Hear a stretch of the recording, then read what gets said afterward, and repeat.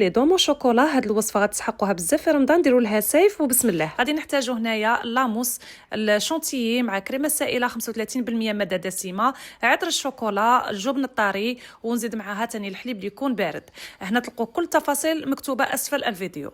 من بعد هنا طلعتها بالباتور، درتها في لابوش وغادي نحط هنا في المول تاع لي دوم، وهنا نعمرهم غايه، درت لها حفره في الوسط. عمروهم باش ما بغيتو، فوغاج ولا هكا لي كريم اللي يكونوا عندكم، بيستاش ولا بيسكوف اللي كان عندكم، ليسوها غايه وديروا لها هكا الفينيسيون تاعها، دخلوها الكونجيلاتور 20 دقيقه ولا ربع ساعه. وللقاعده هنا غادي نستعمل لي غاليت تاع ماكسون. هنا غادي نغمسها في قهوه حليب هكا ونضغط عليه. دخلتها الكونجيلاتور ليله كامله سينو 6 سوايع.